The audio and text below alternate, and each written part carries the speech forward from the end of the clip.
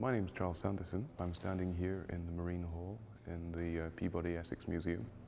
Speaking to the camera serves a kind of way to introduce my first initial findings to having spent a couple days here in the museum. I find myself kind of drawn to this room. It has a special qualities that enable me to begin thinking about what kind of work I'll present or propose for the museum. You don't see this at the moment, but for me, I actually see this room full of words, full of language, full of histories and stories of romances, of jealousies, of trade, of piracy, of politics. I think we all have our own particular way of looking and seeing the world. And I'm most sort of attuned to language and voices. The project in Paris was on the facade of a building which was specifically built for the Great Exhibition in the late 1800s. The building is very impressive, kind of neoclassical facade.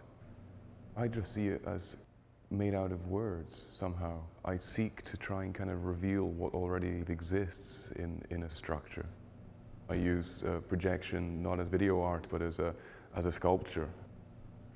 I write non-linear genetic algorithms which simulate organic behavior, the same kind of computer code that biologists would use to simulate simple cellular organisms, or a weather forecaster would use to predict weather patterns. My computer programs at a certain point merge with the people who walk into the space, and as they walk around the room, they're maybe following some of the words, so that they actually become part of the computer program.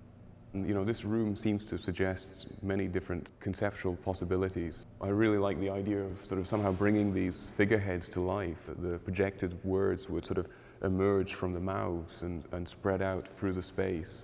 All of these objects which are inside the glass cases come from different parts of the world, and there isn't necessarily a logical connection between the objects.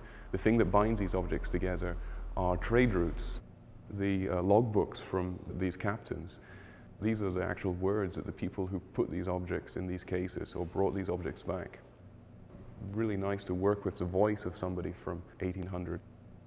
What I want is for people to enter and not in the way that they sort of see it hanging on the wall and they walk across to it. They enter into the artwork. It's like stepping into the belly of the whale. They're actually kind of inside the work.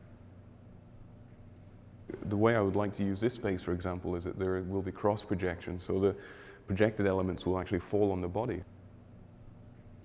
For me, the most interesting visitor to encounter the work in this space is probably one of these people who remember the building when they were 6 years old and they are now sort of 80 years old. And I kind of somehow want for them to rediscover this space. It's about kind of re-energizing or revitalizing the space.